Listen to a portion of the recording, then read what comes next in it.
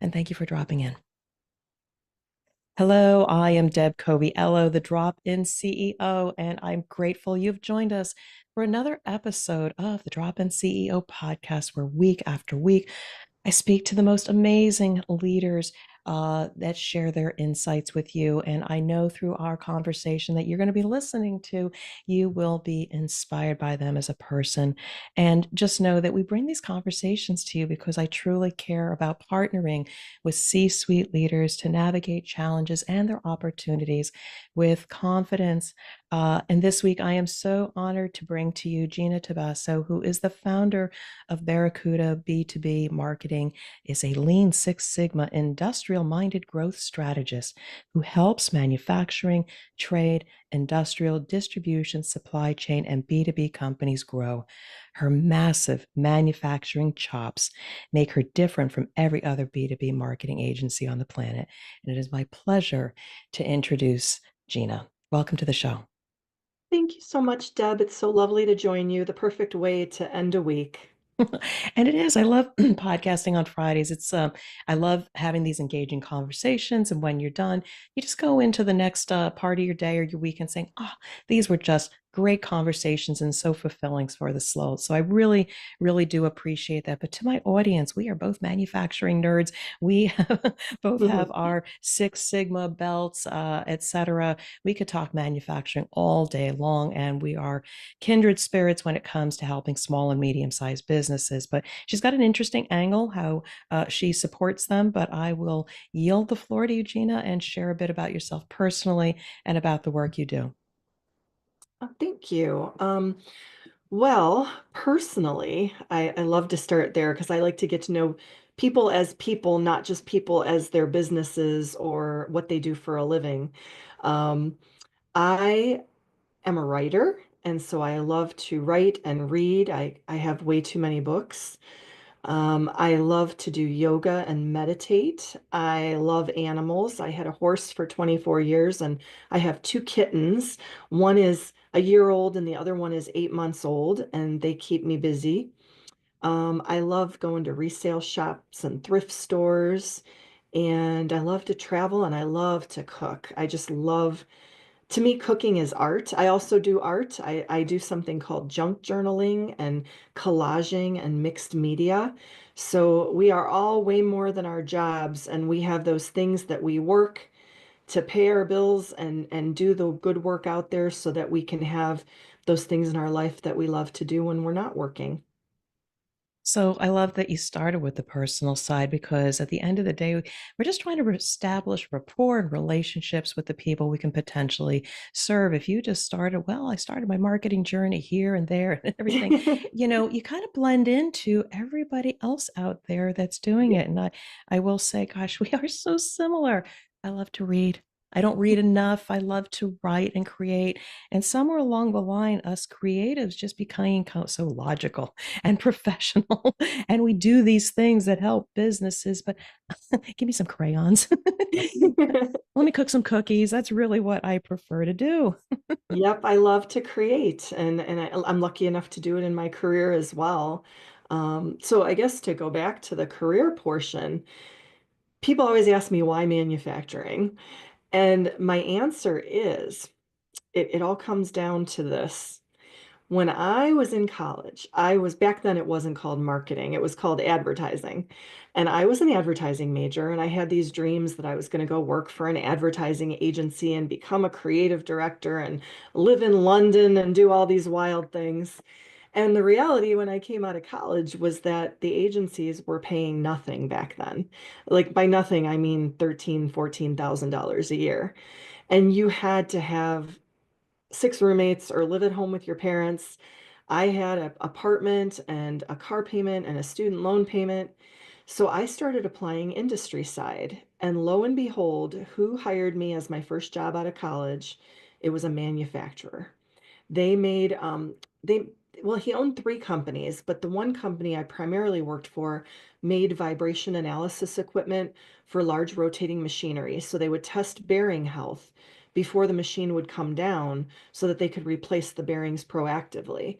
And then he also owned a division that was a government contractor and they manufactured the life support systems for Space Station Freedom. So that started my trajectory into the manufacturing industrial trade area.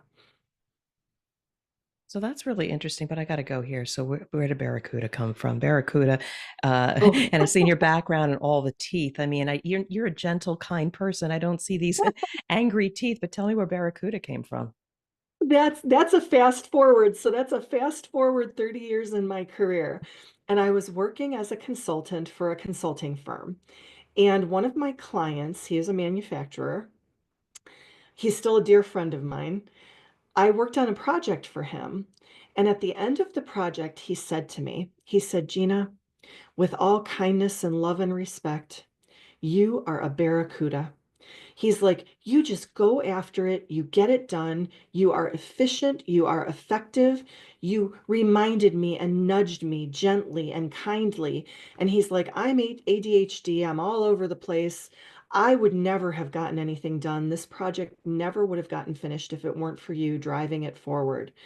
And so then, probably about a year or two later, I went to form my consulting business. And I racked my brain for weeks about a name. I had lists and lists and lists. And I just kept going back to that. And I thought, I am a barracuda. I am the quickest fish in the ocean. I am fast, efficient. I do work well. I'm very structured, very organized, very time managed. And my project management skills are one of the things that helps me really help my clients effectively. A lot of creatives aren't like that. Mhm. And it's like herding cats, and usually I'm the one who's herding the cats. So that's where the name came about, and it stuck, and he knows it. I told him, when I named my company and formed my logo, this is all because of you. No, I love it. It's really unique, and the backstories are so interesting. So let's go back in time. We're going to confuse our listeners. We're going to go back and forth, back and We're forth. in a time machine today. I know, but let's go back. So you fell in love with manufacturing based on your humble beginnings. You didn't have to take a second or third job because you're getting paid. Uh, let's talk about the continuation of your career. I mean, how did you eventually just keep going? Because I'm going to pick apart your backstory. Okay. Yeah. Well, after that position, I ended up in construction for 12 years. I ran a construction trade publication. And then I went to Penton Media, which at the time ran a bunch of trade magazines. And I was the group managing editor for American Machinist, Welding Design and Fabrication, and Gases and Welding Distributor magazines. So at the time, I got welding certified, went to welding classes, ran welding and machining magazines. So all of our customers were manufacturers. Um, and then after that, I went to a distribution company, an automotive distributor, and I was there about 6 years. So I kind of did the manufacturing, trade, distribution, and then that's where I know we talked earlier about pivotal moments in your Hmm. career. That was my pivotal moment at the automotive distributor. What happened? What happened? Well, I would call myself at that stage mid-career. Okay. And I'm looking back on my career and I'm saying, and I was honest with myself. And I said, what don't I have that I need? Mm. And as I looked at my career, it was all manufacturing, trade, industrial distribution. It was all for small, privately owned companies. And most of it was still traditional media, a lot of print, a lot of trade show, a lot of traditional advertising. And so I said, what do I need? What do I need to really round out my career? I said, well, you've never worked for a global publicly traded company. You've done all B2B or B2B to C.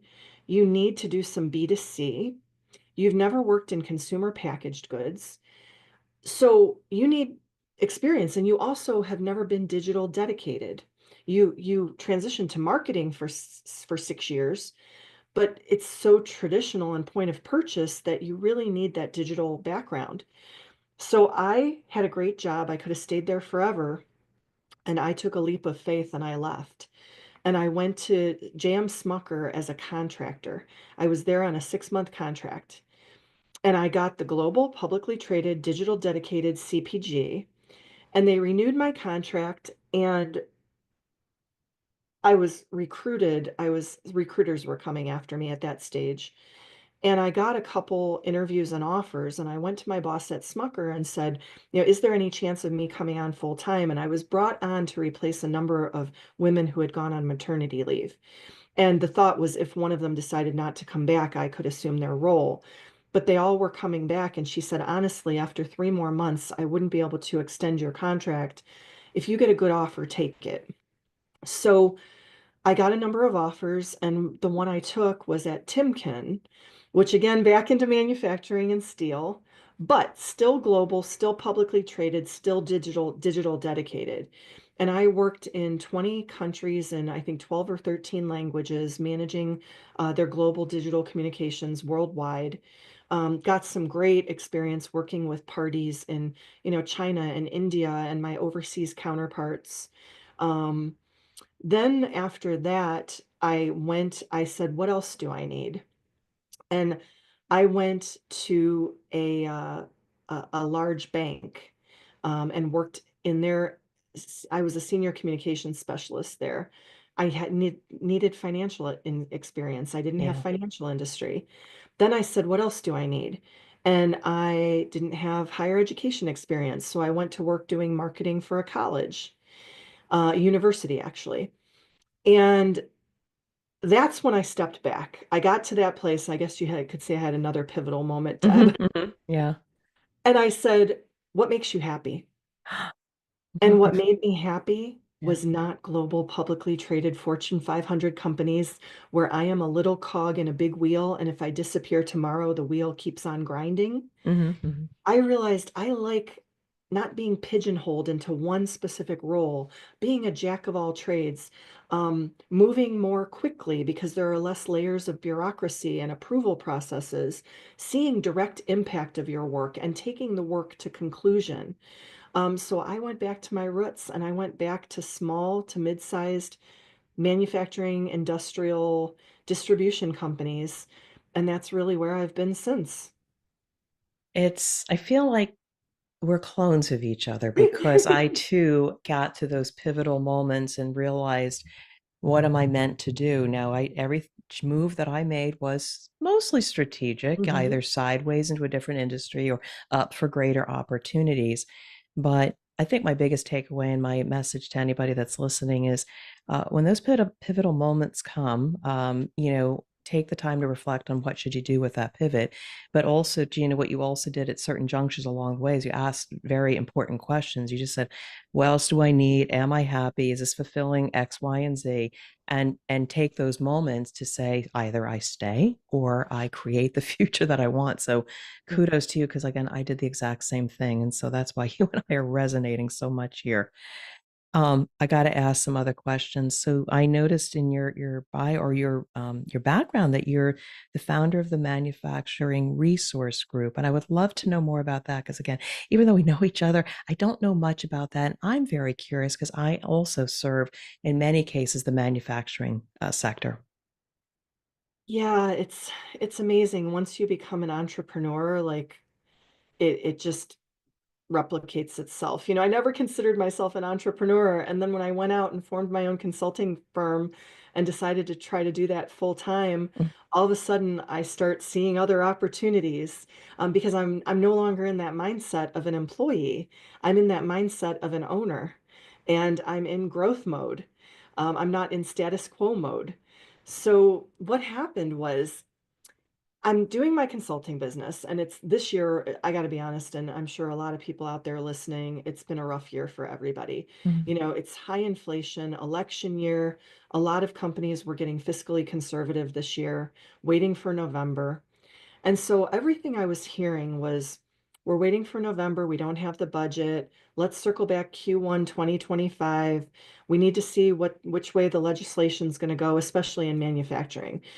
Um, and now there's the fear of the tariffs coming and the longshoreman strike that's pending in January, supply chain disruptions. So I looked at my barrier to entry, and I'm going to all these networking meetings, and I'm seeing things through the lens of Lean Six Sigma, because once you see Lean Six Sigma, you kind of can't unsee it. And I'm looking at what everybody does and realizing we all do the same thing. We all do process improvement for our clients. And then I'm looking and seeing people shake out into two different buckets. I'm seeing the people who save manufacturers money, or any company's money, they work with non-manufacturers too, and people who make them money. So the savings people might be supply chain people, ops people, Schoolie Mitchell folks, utility auditors, operations people, Lean Six Sigma people. They look to free up capital you didn't know you were losing, to renegotiate contracts, to find better vendors, so that you have cash that isn't being lost, that you can then reinvest into your business. And then the people who make money are the fractionals, the salespeople, the rev ops, the marketing people. And so I'm looking at my bucket, and my greatest barrier to entry was budget. And I said, what if I form a consortium of service partners who can go into an engagement with a company together and provide a holistic suite of services that can be a cyclical approach where we can go in, save the manufacturer or B2B company money they didn't know they were losing, free up that capital that they can reinvest to hire the people who can make them money, and they didn't have to allocate any existing budget to that project. And then they're saving money and they're making money and generating leads so that their bottom of funnel never taps out and that they don't ever have cash flow problems. And the other thing I did with that consortium is I am a giver. I'm very mission based. I believe if I do the right thing, the money will come. I put people first. And so I looked for people who were like that. And I don't work with assholes. And I made sure I pulled together a team of people who are truly good, caring people who do the right thing and aren't there to steal and take money and use people. And they have become like a family. So we met all summer long, got our website up, our logo, bought our domains. I registered as a DBA with the state, and our website went live in October. And now we've been working since then to promote our myriad of services. There are about 20 to 30 people in that consortium, and they all offer every service you could possibly imagine that could help an industrial company. Oh my God, that's absolutely amazing. Thank goodness I have you in my network because again, as I navigate and work with different business leaders, you build trust. I do the value added work, and then they say, Deb, I got a problem over here. Who do you know? And Hmm. then, they trust people like me. And I say, let me give Gina a call. And actually, you and I are already doing a little bit of that already. Hmm. That's absolutely fascinating.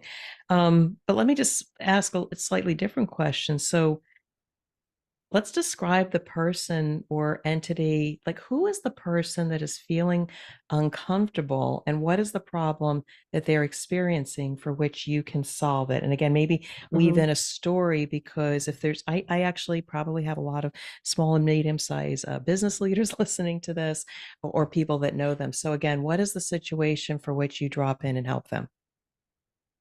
Well, I kind of I want to address something that you just said, which was um, how you look at an organization holistically. Mhm.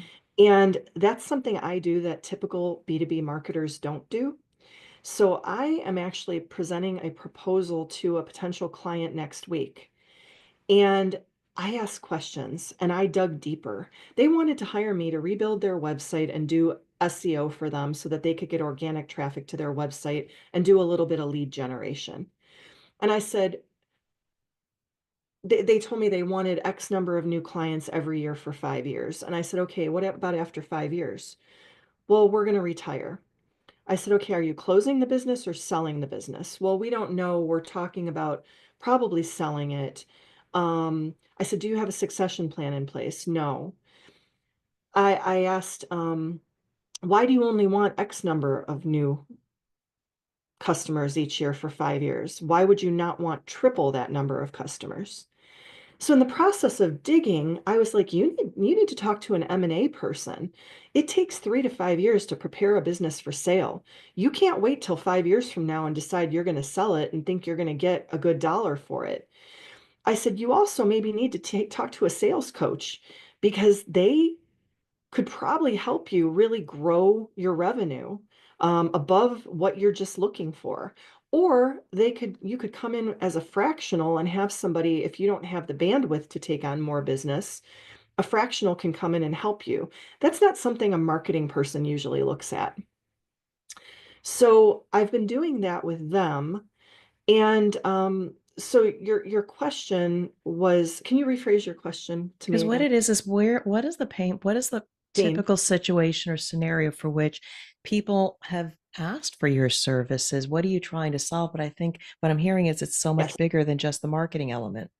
It's a good example that I just gave you because often the gateway drug is the website. They start with, I need a website. My website's 20 years old. It needs SEO. It needs content. It needs to be rebuilt. Well, they need a lot more than that. But where I find clients starting is at the end of the process with lead gen.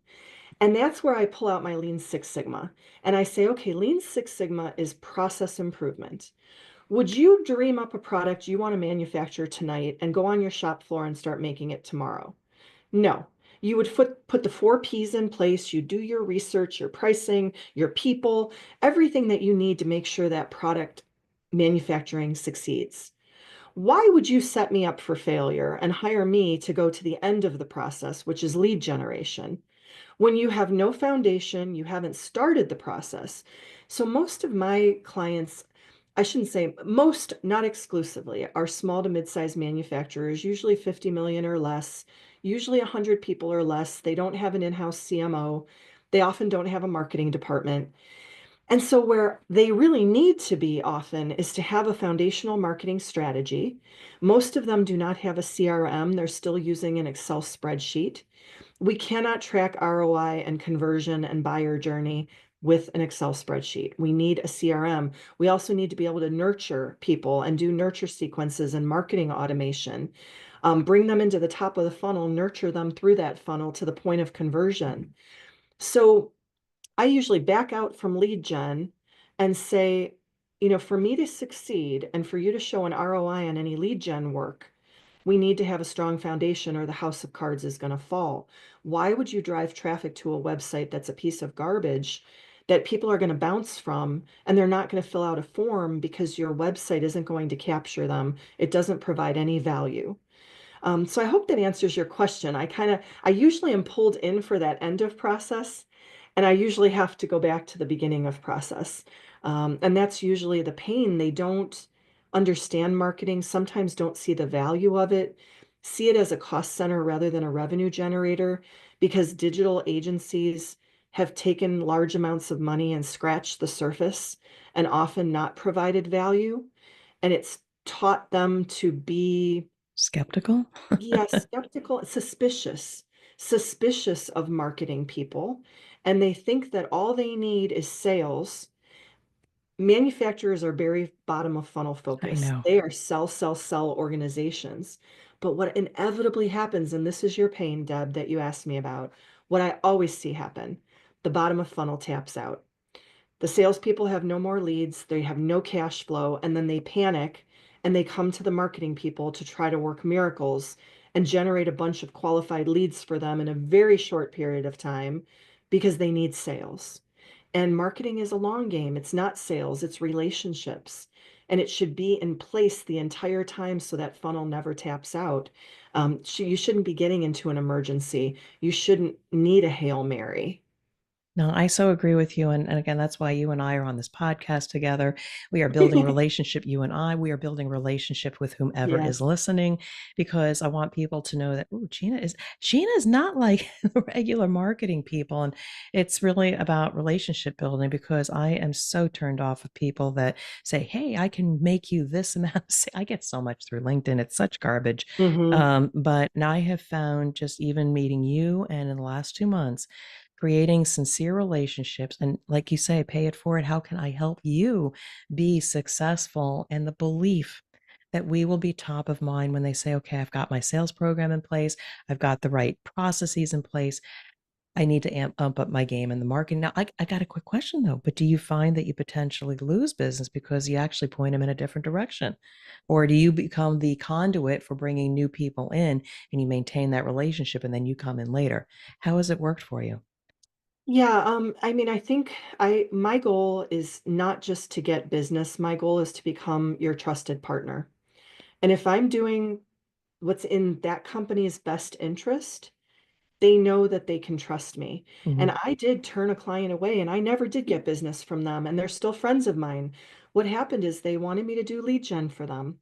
And I came in and I said, first, let's do a sales and marketing assessment, which also is not typical of digital agencies. I go in, I interview the entire sales team. I look at sales process, sales playbook, sales cycle, sales training. Are your salespeople engineers and machinists who've come up from the shop floor who are technically brilliant and can talk about specifications of a product, but they haven't been trained how to convert and close? So my marketing is only going to be as good as your sales, which is again why Deb and I connect. And so I did that. And I went in the process of interviewing their sales team, and I also did voice of customer work and interviewed 3 to 5 of their customers. I found out that so many things were broken. Mm. The sales team hated the company. The top salespeople were aging out with no succession plan in place. They were promising their customers 3-month delivery times on this $1 million piece of equipment and delivering in 18 months with no communication along the way. And I said, in good faith, I cannot do lead generation for you. I cannot generate more customers who are going to hate you, that you're not going to be able to provide product to. You need to fix what's broken, or you're going to be out of business in 3 to 5 years. So I introduced them to an HR nonprofit that helped them with their succession plan and their culture issues. I introduced them to their local manufacturing extension partnership and their ops people who could help with the plant floor issues. I did not take the marketing engagement. And what ended up happening is the owner just told me recently, this was about a year and a half, maybe 2 years, about 2 years ago. They turned the company around, fixed what was broken, and actually sold it. Someone bought the company because it was so successful. He now is still there as president for an interim as the transition's taking place. But the new company that bought them is a larger company that has its own marketing team. And so they do not need marketing. But I did the right thing. I did the right thing. And I lost $70,000 in the process, but that company still exists. And I have a friend for life. Oh my God, it's such a great story.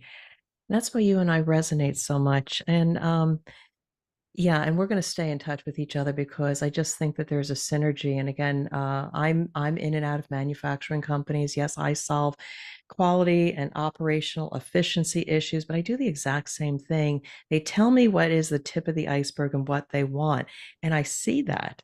But then I go in with multiple lenses, just like you. I may go look at an operations perspective, a quality perspective, a environmental health and safety perspective, the lean perspective, and I can't help myself to say, well, yeah, we do need to fix this problem. And here's my suggestion, but you might want to consider this, and this, because the people part, the process part, everything is so connected if you want a sustainable result. And so those that take my advice, I would be happy to say, just like you, are very successful. Others that don't, probably just continue to do things as they were and don't realize the same success. So I appreciate, your approach that it's about for the good of the organization and not necessarily our bottom line. I think honestly, those are my best partners, are people who look at organizations holistically.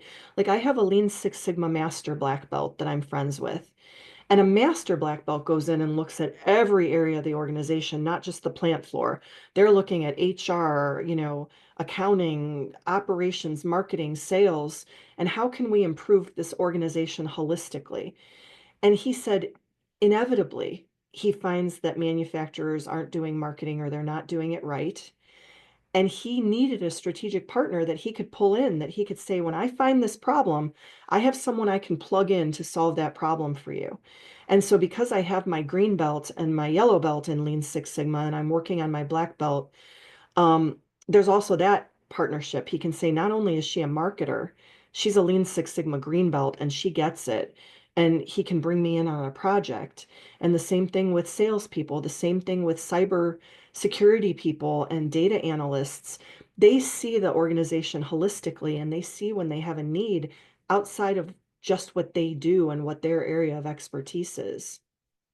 So, I'm just going to have one more reaction to what you're sharing here because we're going to bring this to a close real soon. Is that I value people like Gina in my network because if I can't solve a particular business issue, and I think it's in the realm of sales and marketing, I can pull in Gina as well. But I guess for my leaders out there, as you think about, looking at the tip of the iceberg, you might feel pain over in your manufacturing process, or your customers are starting to complain, or your salespeople are coming to you and complaining that you guys can't deliver. Take a holistic approach. Yes, bring in somebody that technically has the background. But when you're seeking a partner, find somebody that, like Gina or myself, that looks at your entire operations and can get a feel for what maybe you can't see. Because if you got a problem that's manifesting in one place, the source may actually be in other preceding places. And like whack-a-mole, you got to get to the source or the root cause such that you can permanently resolve the issues and realize sustainable growth, whatever your goal is. So it's been a pleasure, Gina. But I'd love to give you the floor one last time for any last closing thoughts. And for people, how can they get a hold of you? Because I suggest you get to know Gina. She's amazing. Thank you. I guess my parting words of advice, I would say for CEOs in the manufacturing space, I know we're still struggling. I recognize the elephant in the room. Manufacturing's in a recession. There's the whole tariff issue coming up. There's the probable longshoreman strike in January. And it's not just for manufacturers. All of you out there who aren't manufacturers, supply chain disruptions like that affect us all. It causes price increases. And who did those get passed on to? The consumer. So it's of urgency to everyone. And I think I would watch that, watch what's going on in your world, get involved in legislation, get involved on a local level because you can make an impact and a difference. Um, Entrepreneurs, I know it's been a hard time this past year. Just keep going, don't give up, don't quit. What goes down comes up. And I think 2025 is really going to make some changes. And people are going to start spending, businesses are going to start spending because the election's finally over and they know which way the landscape is going to be economically, the legislation climate. Um, and then for marketing people, my last advice would be put tools in your toolkit that aren't just marketing tools. My whole career, I was learning how to do video editing and learning AI and learning this and learning all these CRMs and learning all this software. What made me more valuable was when I learned to speak the language of other people other than marketers. So when I learned Lean Six Sigma and I could speak the language of manufacturing, when I got my Sandler sales training and I learned how to speak the language of salespeople, because often it's the Tower of Babel. You're in a room with a salesperson and a CEO, and the CEO speaks the language of CEOs, and the salesperson speaks the language of sales, and the marketing person speaks the language of marketing, and you're all speaking a different language. But when you can speak their language and earn their respect and speak to them in their terms, you have a better, more sustainable partnership. And if you ever want to talk more about that, the ways you can reach me, I am on LinkedIn. I'm easy to find there because my name is not very common. My website is Barracuda, like you see behind me. Uh, the letter B, the number two, and the letter B.com, Barracuda B2B.com. And my email is Gina, Gina, at Barracuda B2B.com. And I'm happy to help anybody and do a discovery call. And even if you want a sounding board and you want to bounce something off me, feel free to reach out. I love to grow my network. All right, Gina, you have been an amazing guest. This is not the end of our relationship. Again, the beauty of the network starts with this podcast, but continues in service to our clients. So I just want to say thank you. You've been an amazing guest, and I wish you well and continued success. Thank you.